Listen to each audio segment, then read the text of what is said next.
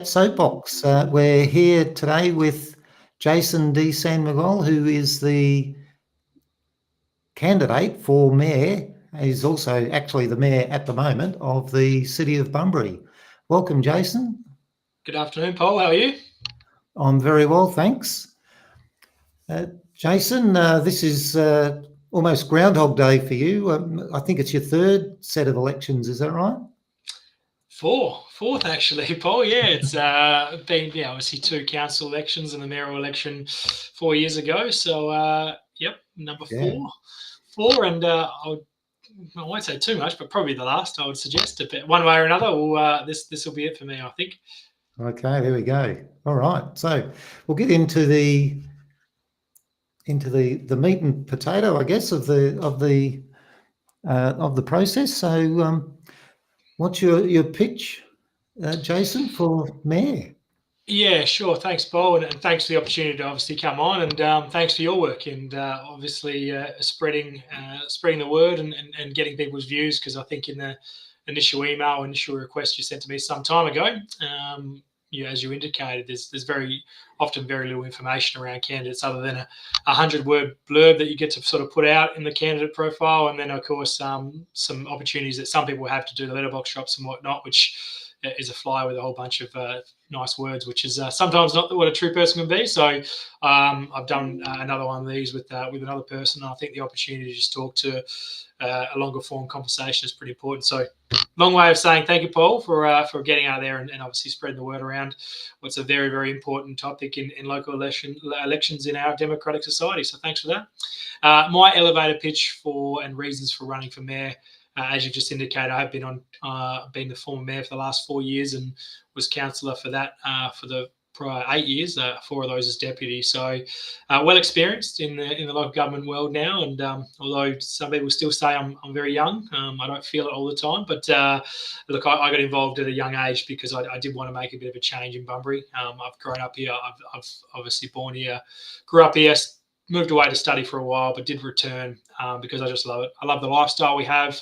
Heavily involved within a number of community, mainly in the sporting industry, but certainly over the last 4 years of my mayorship, I've been opened up to so many different parts of our community, groups and clubs and all kinds of things as well. So it's great to be part of that, and I think we're so lucky. So 12 years ago, when I initially got on council, I wanted to try and make a difference and be involved in some part, and I was lucky enough to get elected and re-elected, and then obviously elected as mayor 4 years ago because that was the time where the current mayor was standing down. So I think he'd done an amazing job, and Gary Brennan, the former mayor, was a good friend of mine. I thought he did a great job, and we're at a crossroads where we had some great opportunities, and there was a number of things in place that he'd started, which I'm very proud and glad to be part of, carrying them forward. And hopefully that's why I want to continue to run. We're midway through some things that I really want to see the end of.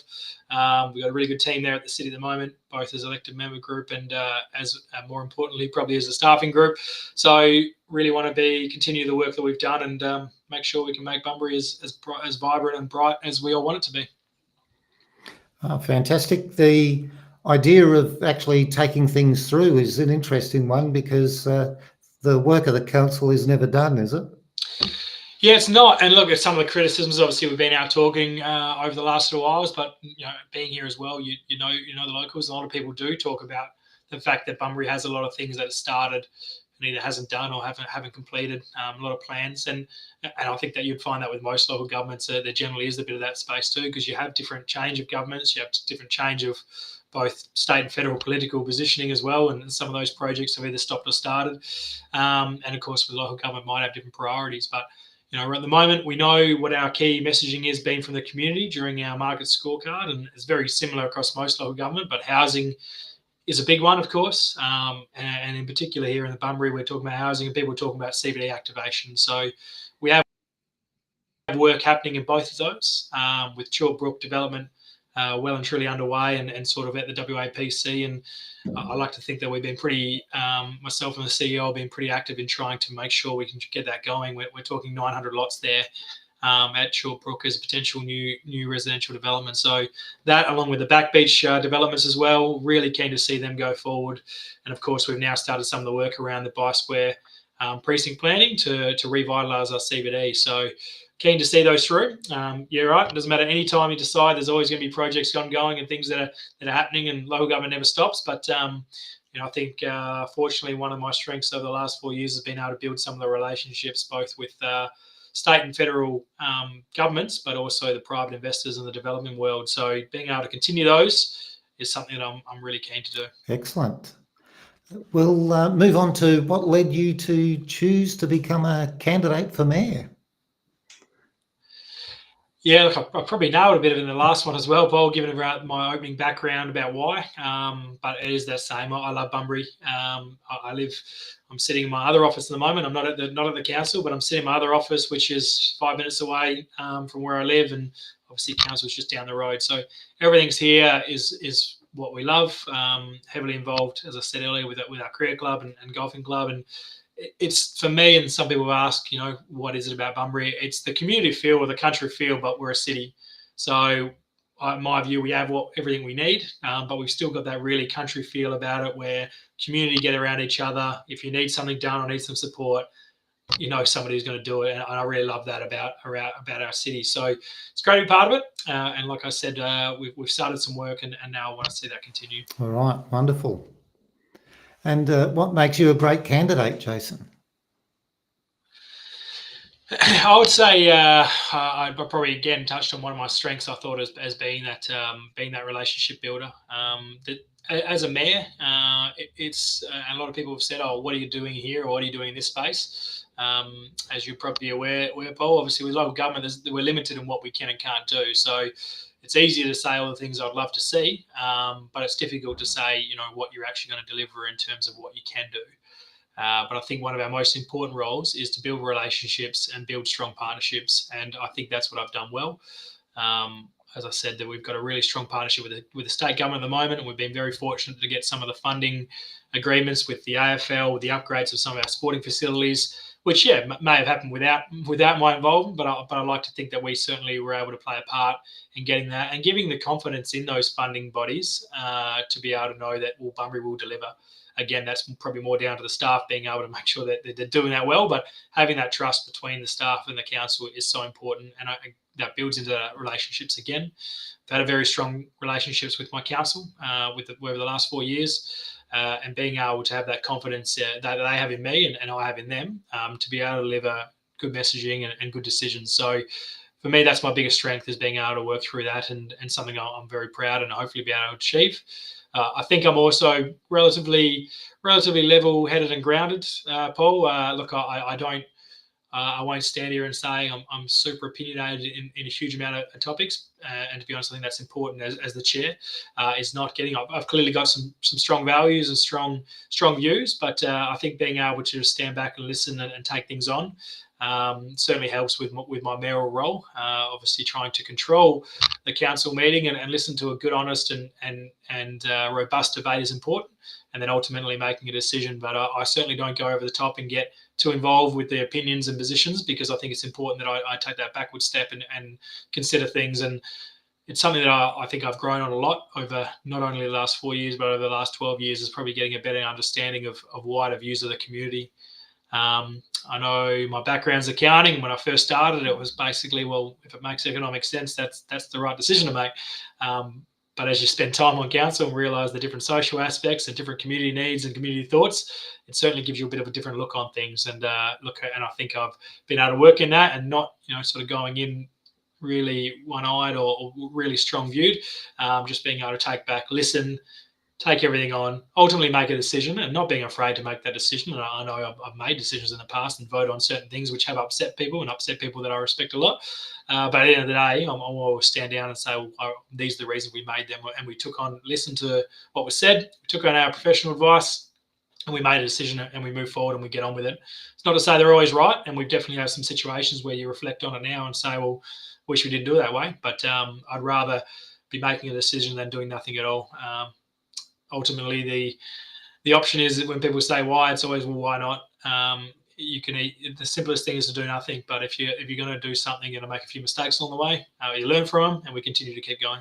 All right, fantastic. I think I've got some sub points here, but excuse me, I think you've covered them pretty well, because in this case, you've been there and we've heard about that. You mentioned briefly that you're an accountant.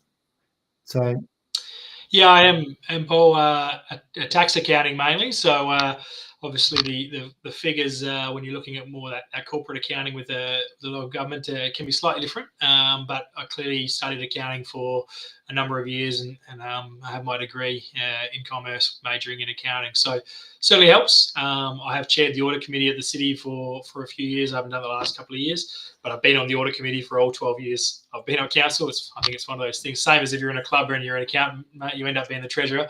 It's just how it sort of rolls into this place. So I end up on the audit committee. So I have suggested, and there's been some good other councillors who have gone on that audit committee, which sometimes have a different view, which is good too. But I certainly have a strong background in that, which I think's helped question and discuss some of those things. As I said earlier, you start realizing the social side of things in all that well. To be, and I've said this publicly before, I'd love to be able to sit there and say we're having a rate freeze and there's no rate increases next year, and I could very easily probably point at some things and go, we're not doing this anymore. But that what that means is that you're probably going to stop some services elsewhere. So trying to balance that is going to always be incredibly difficult. Trying to balance the needs and the wants of the community and what we can deliver. And that's something that we'll continue to struggle as we look at long-term asset planning and things like that as well. But it needs to be financially sound decisions through that. I know people talk about efficiencies and how can we be more efficient. Again, the council controls a certain amount, and we rely pretty heavily on our CEO to deliver us back what we're requesting through efficiencies and workforce plans. Important to note that quite often, and we have had the optimisation report recently with our CEO, and the CEO has brought a couple of potential efficiency savings back to council, and at some stage there's been debates against those, because what efficiency can end up being is a reduction in some places. So it's always a very tight line, Paul, and I know there's a lot of people out there going, well, just don't raise the rates. It's not as simple as that.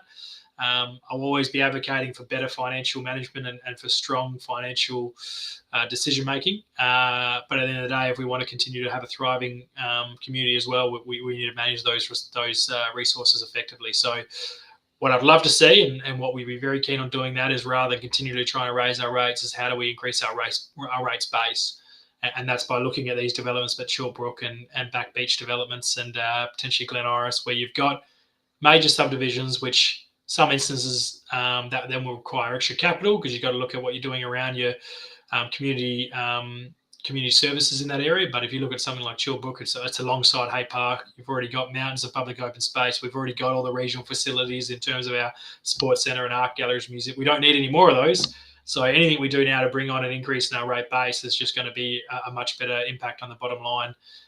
So really keen to see how we can expand that into the future. So again, we're increasing the wider rate base rather than being the individual current rate payers. All right, fantastic. And the other aspect, which you also talked about, the relationships you've built with the government at the moment and that sort of thing. So.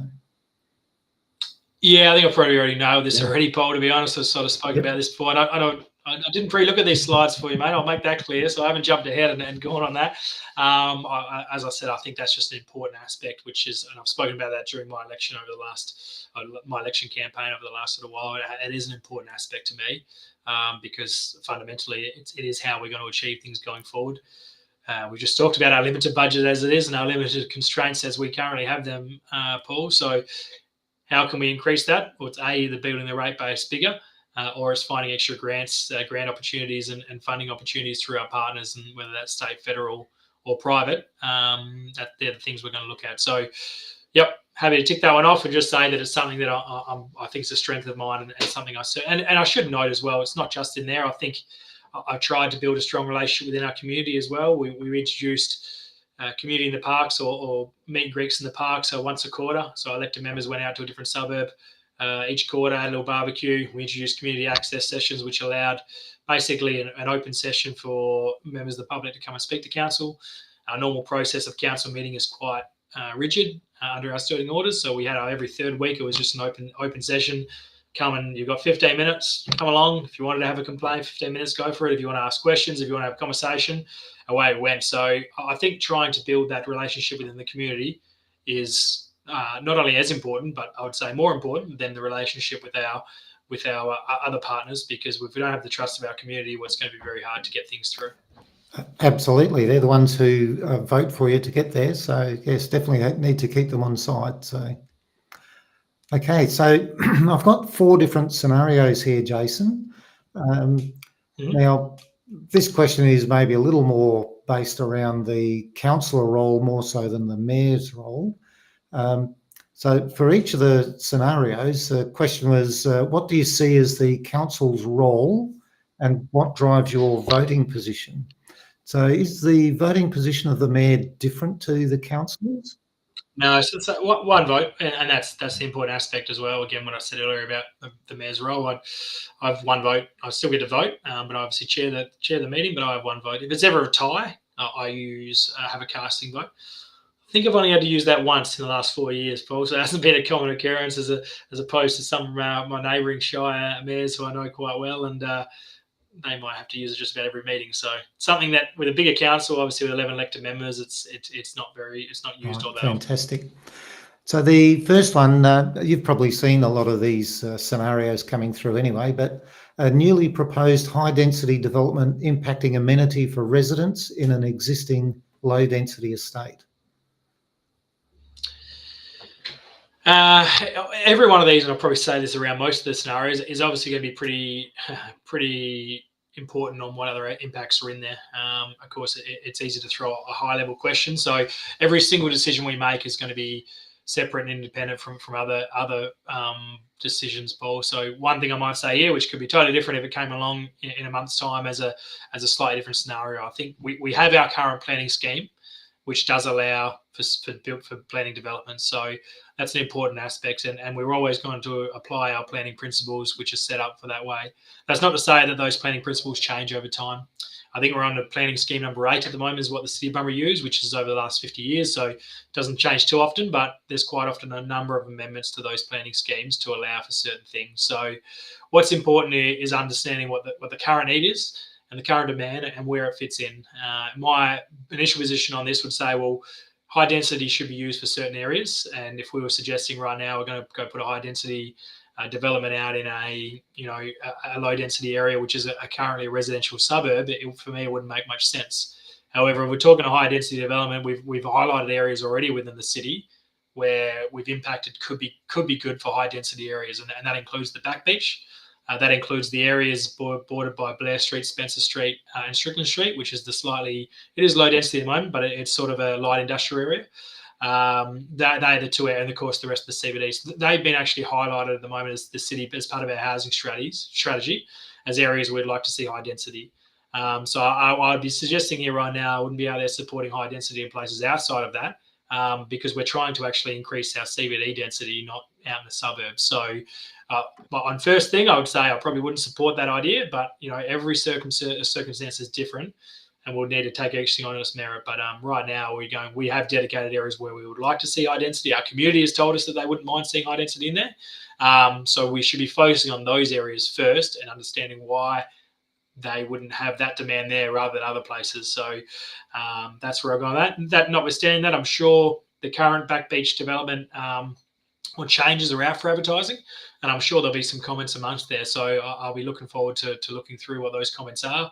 I think the greater population wants to see those kind of things happening, but obviously the people living around there currently, I'm not 100% sure what their views would be. So this particular scenario will probably play out in the next 6 months or so, Paul. But an area like that where we've already identified would be a good place for it. I would be supportive. Right, fantastic. The next one is restricting dog access to parks and beaches.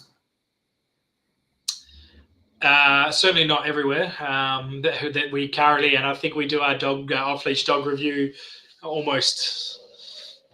It feels like every month, but certainly not that much because we seem to be always going out. And but unfortunately, this is another one of those things where we go out for advertising, get very little response, and then we make some changes based on those responses, and then people don't like the changes. So I spoke to a mayor recently, or it might have been a CEO of a different shire, who indicated that they're very similar to stuff for this, and they weren't getting the responses they want. So they put out a social media saying that they're going to block dogs to all beaches, just to create a bit of stir. And then when everyone rocked up for the public meeting, they said, that's not actually happening. But now you're here, give us some feedback on what you think we should be doing. So a bit of an interesting way to start some consultation. Look, at another one which is important to work what the community are thinking, but as I've just said there, we don't always hear exactly what they are.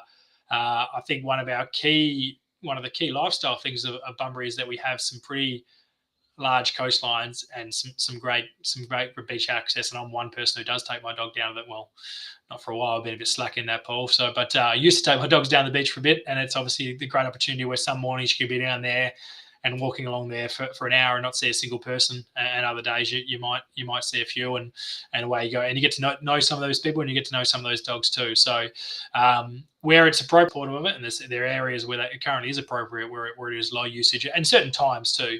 I'm not for suggesting that in the middle of summer we should be allowing dogs running down Cabana. Obviously restricting it in certain areas there, and key sort of tourist and family areas, it's not appropriate. But other areas where it is less used, then it just makes absolute sense to do that. But like most things, trying to get that balance right is important. And that's why we listen to our community and try and work around them. I think, and unfortunately, in a lot of places, we can set up rules and local rules. We need to have some ownership back on dog owners and the general population to do the right thing as well. We're indicating here are the couple of things that we're expecting. Let's actually make sure we start abiding by it. And unfortunately, if people aren't going to do the right thing, that can sometimes ruin it for everyone else. So we've got to have some onus back on the individuals to do the right things with that as well. All right, fantastic. The next one is several local businesses applying to extend sidewalk dining areas. Currently have it in place. We currently have a policy to work around that, and we've approved some self-supporting loans for businesses to do it. I think Victoria Street in particular between Symonds and Wellington right now is fantastic, where our cafe strip is, because you can walk down there. It's busy, it's activated. If you drive past, you're seeing people out there, and it's great. So what the likes of Vanessa, Nicola's have been able to do, I think it creates a real vibe. So I'm very supportive of this. I'm very supportive of supporting local businesses looking at ways to expand their business. It's whatever they think can work in their regard. I'm always happy to discuss with them.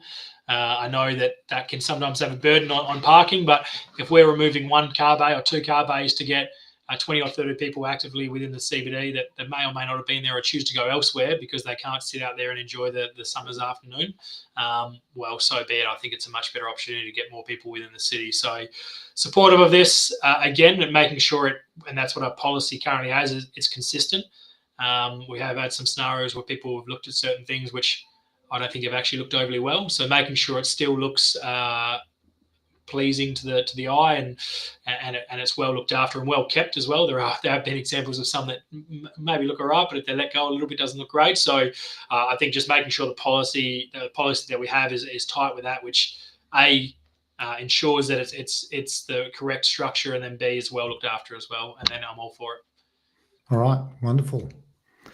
Okay, so the next one is a sporting group that leases council-owned facilities and applies, I'll say, to the council for funding to expand their kitchen and dining facilities to commercial grade. It's a very, very specific question, that one, Paul. Yeah, I did use an example from another shire, actually. Okay, cool, yeah. Look, we CSRFF funding grant is the funding grant that most sporting groups apply for, which is the third principle.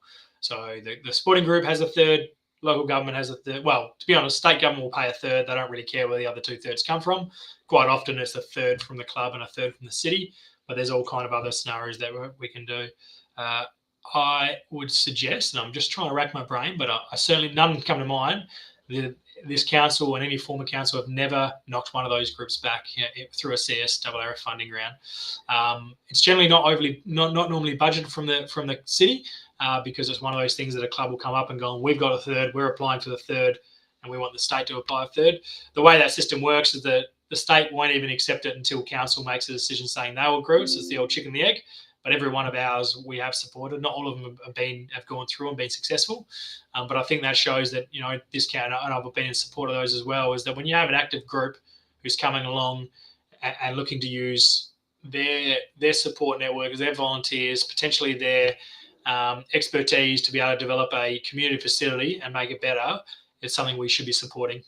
Again, I'll sort of just be careful on that thing around what that may be. Totally different if they come along and said, right, we want $1 million.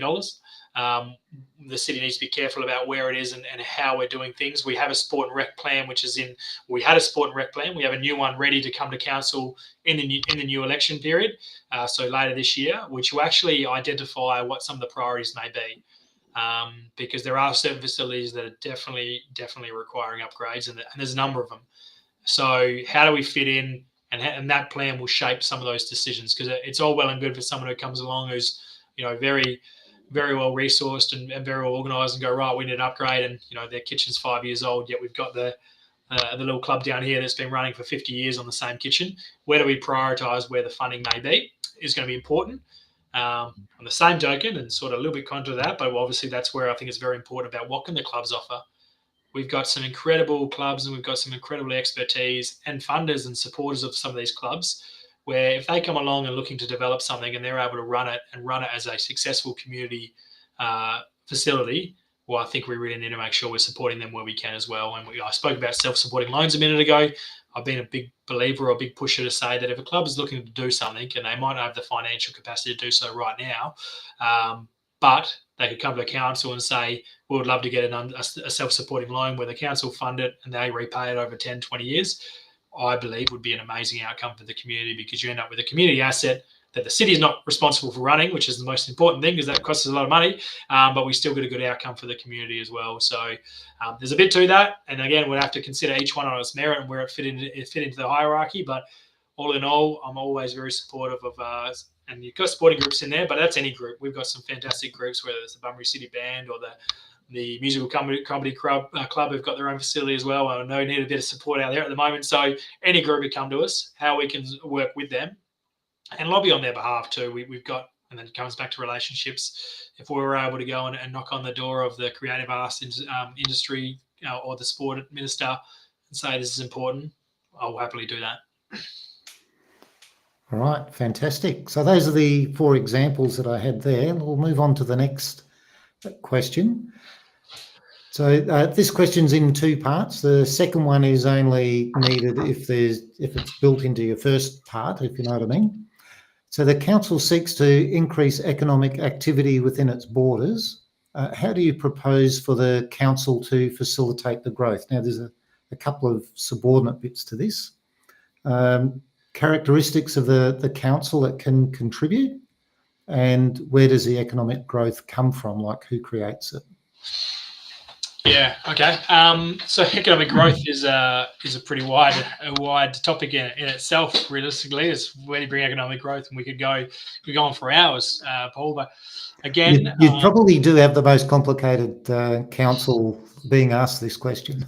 Yeah, absolutely. And look, and that's what we're very lucky again, is that from a city's point of view, is that we are the regional centre, but within sort of 20 minutes of where we are, there's mining, there's horticulture, agriculture, tourism, hospitality, health, of course, are all very, very big things. So there's so much industry potential, and where they could come in, where they fit in, and being the city centre, we hope that obviously some of the administration activities potentially happen here within our city.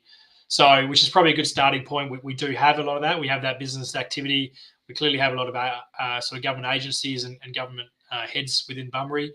And then obviously we have some pretty major administration areas, with whether that's through the call centre, whether that's through MGM, or have taken over the Albemarle building. So trying to encourage that and trying to encourage business development within our CBD is incredibly important. I'll probably talk on around economic activity in the short term and then potentially a longer term option, because I think what we've been trying to do within the last year or so as a short term option is to enhance our reputation through some of the events that we've been having.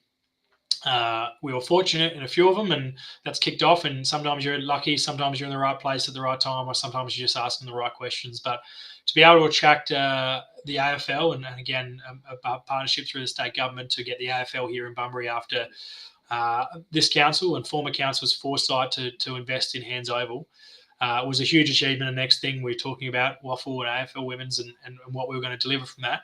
But within 8 months of that facility being open to have the AFL playing an AFL fixture here was outside anyone's wildest imaginations. But we're able to do it. We're able to get good support from the state government and Tourism WA to support us in doing it, and we're able to run it well.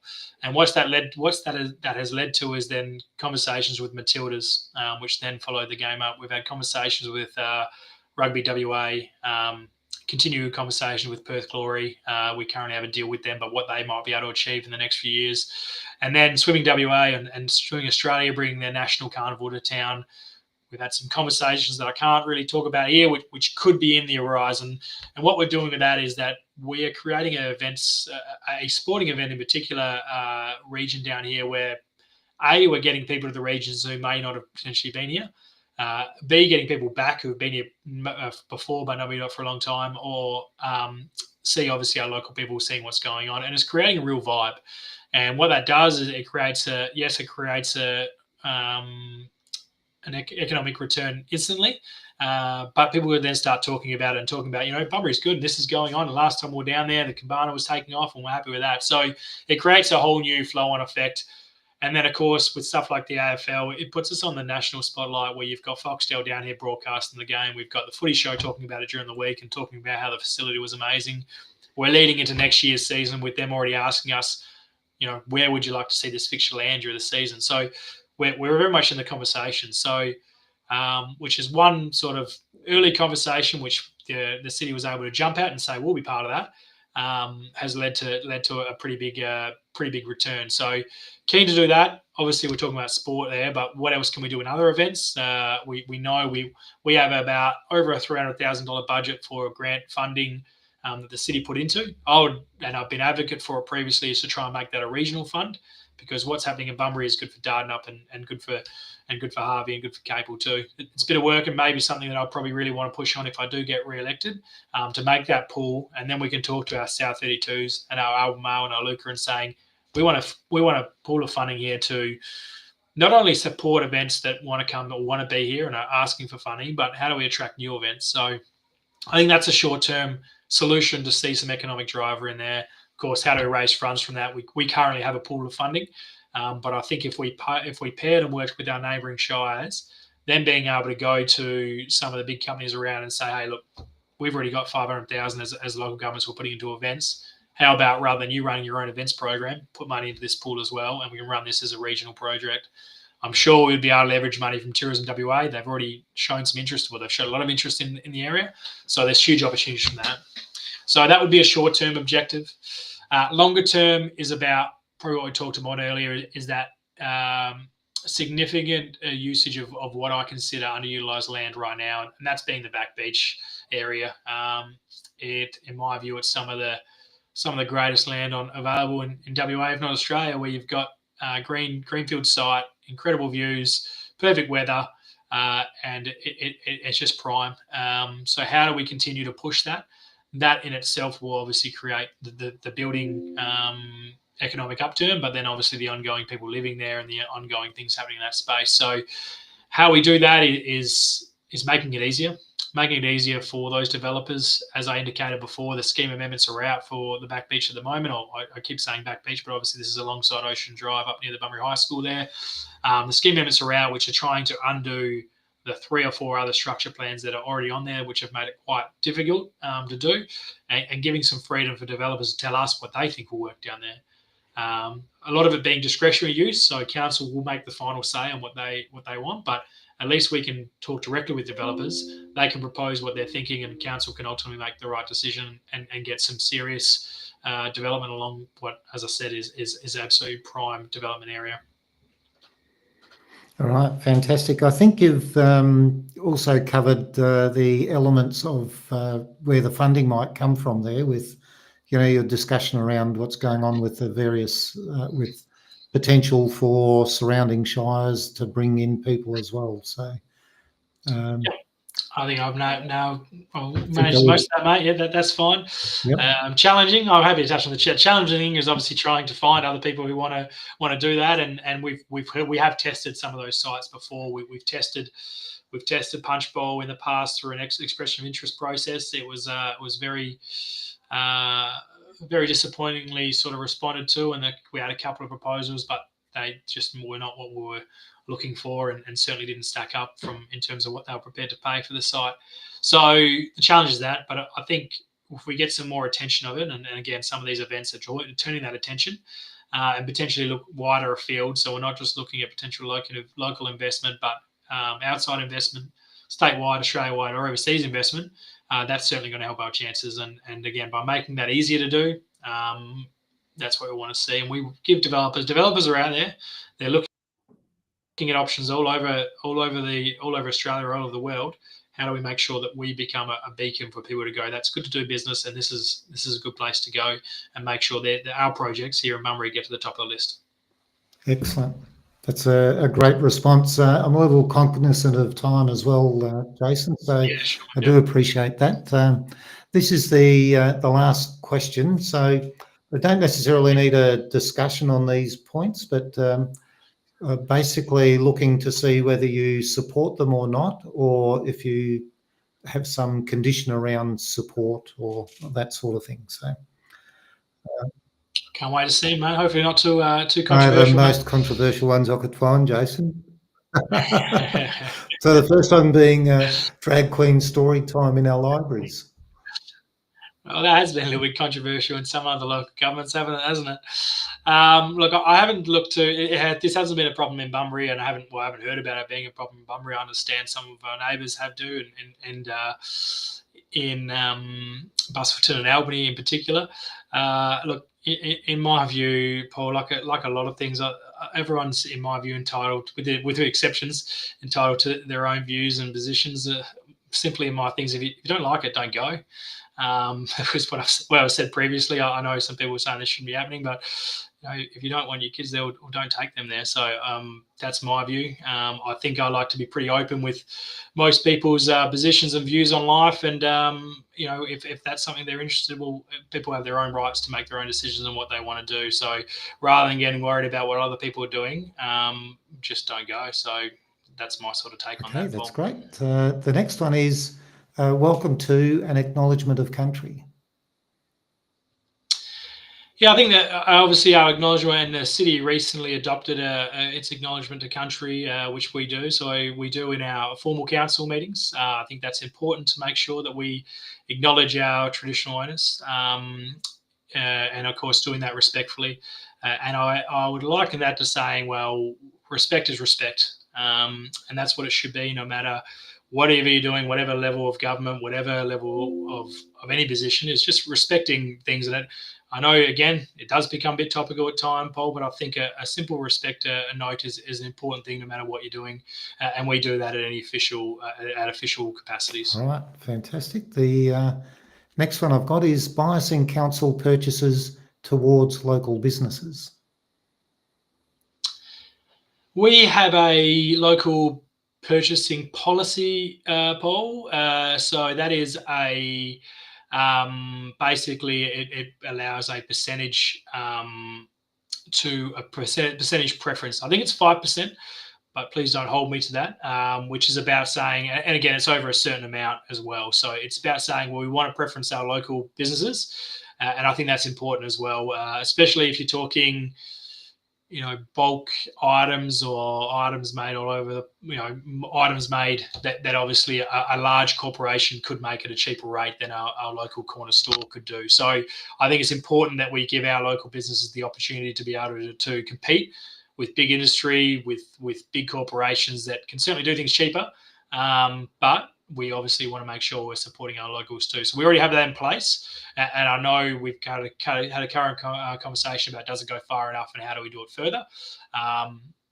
I will credit by saying that, it's important that we continue that, because I come from a small business family who runs small business within Bunbury, and we're very lucky for a long time to have a business with other local businesses, and that includes people like Luca who are using our family business for their local suppliers 20 years ago. And I must say, when our family, or when my dad sold out of that business and it became a corporate sort of engine, I maintained working there for a while. It was a totally different beast. And yes, things got more efficient and the prices were cheaper, but I think it lost the community feel to it.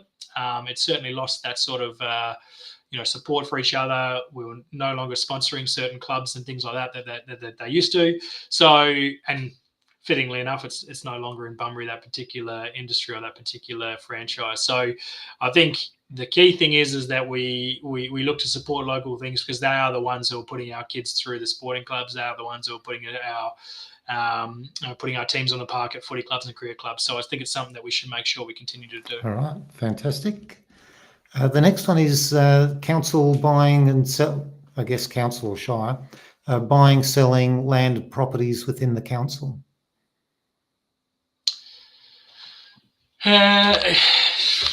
Pretty sort of wide as well, Paul, because I think that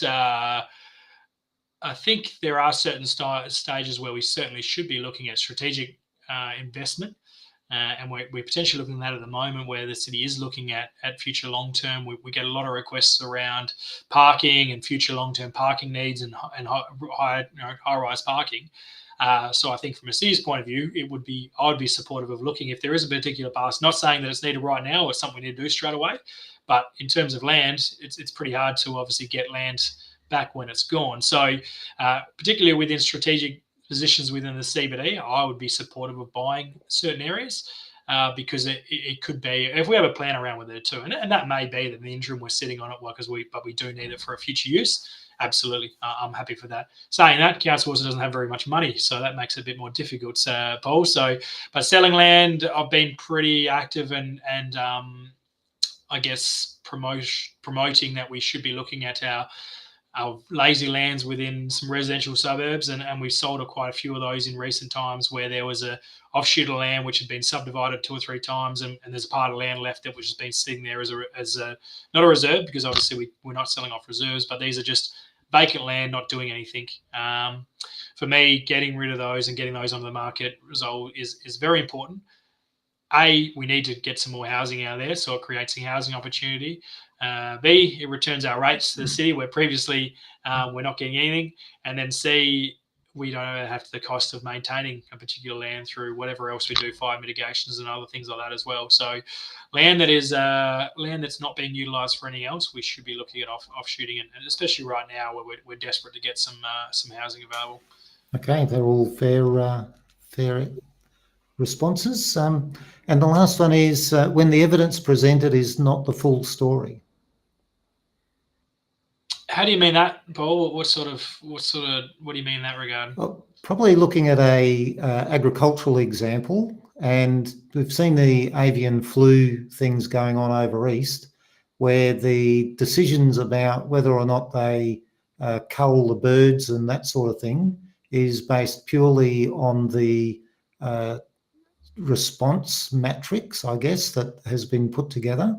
But that response matrix doesn't cover things like the impact on the food supply and on the economic impact to people involved. Yeah, sure.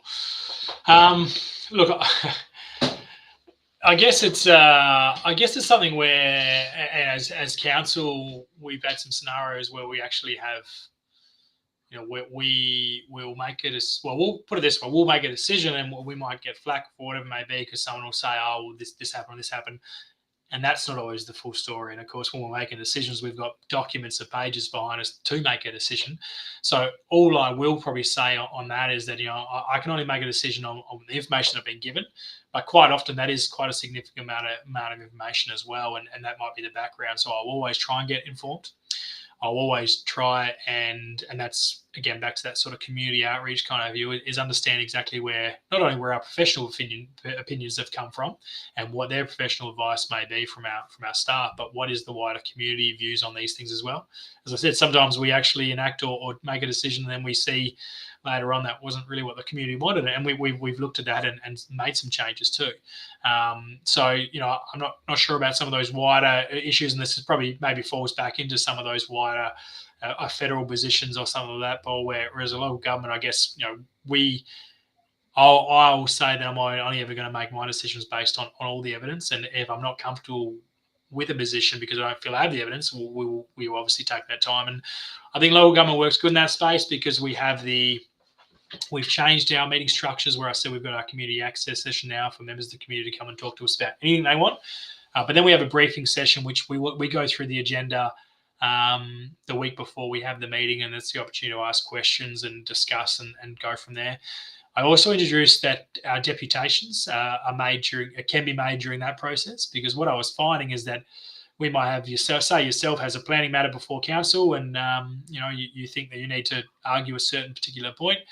We get to our full OCM meeting, you can jump up there and raise all the points you have, and sometimes that doesn't let us consider all the facts, and then 2 minutes later asked to vote on it. So by bringing that into the briefing session the week before, the agenda's still the same, but for example, you might raise some common points, which we can then either investigate ourselves or ask further questions of our staff to clarify.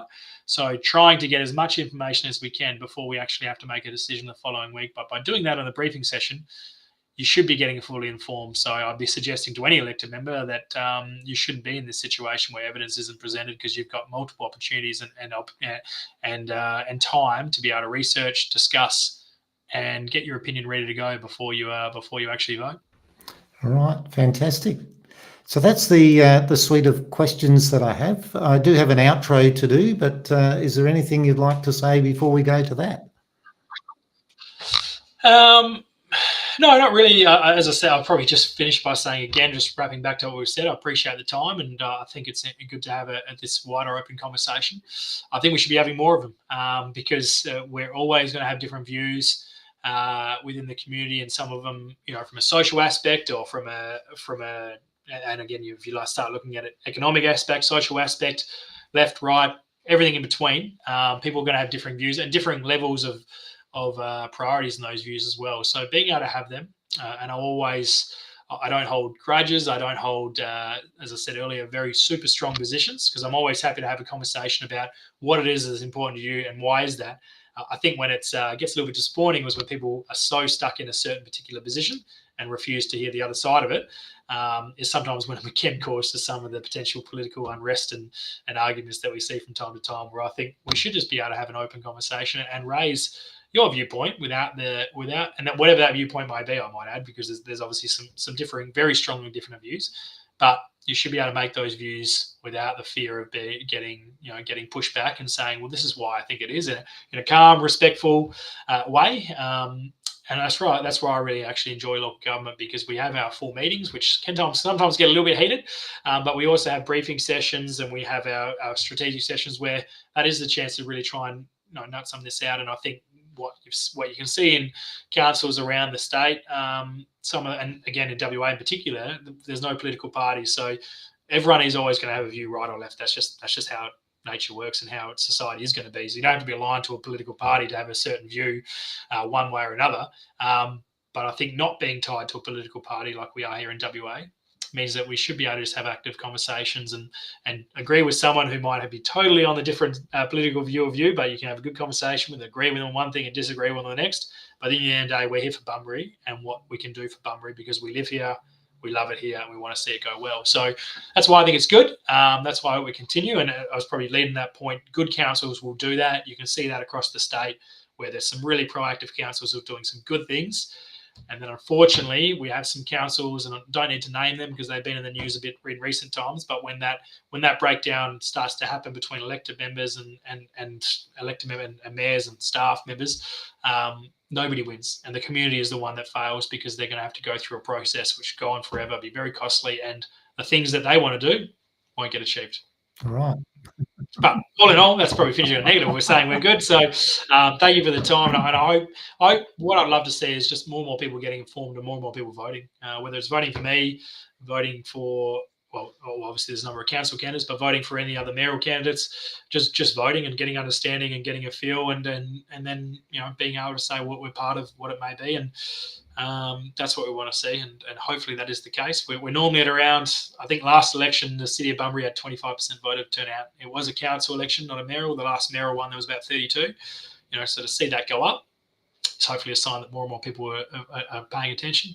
Part of me says, well, no one votes. Well, maybe they think we're all doing a good job, so don't worry about it. But, again, we should continue to have more people engaged with it, because One thing I'm worried about, if you only have 30% of people voted turning out, that tells me that 70% of people don't care. If you ran that out across state elections and federal election, are they not caring either? And then it's probably not a great representation, because you need to be out there actually determining what's important to you, rather than jumping on Facebook or social media and having a whinge. So here's your opportunity to have your whinge. Get out there and vote. That's it. Absolutely, very important that people have that opportunity to vote. So for my outro, please share the Forrest.Chat soapbox around. The links will be down in the description. If you're on Facebook, use the @highlight symbol, and that'll allow the message to get to a broader range of people who are interested. I do have a transparency statement that's built into the introduction video for Forrest.Chat/soapbox. I recommend you have a look at that. Doing this is not a cost-neutral thing like most things. So if you do have the opportunity to donate, I do appreciate that. I do not accept donations where there are any conditions attached. I do have targets to get some live streaming service together, which you can do through PayPal using hello@forrest.chat. All right. Thank you very much, Jaysen. I will let you carry on with the rest of your day. Thank you very much. Thank you, Paul. Appreciate that, mate. Okay. Thank you.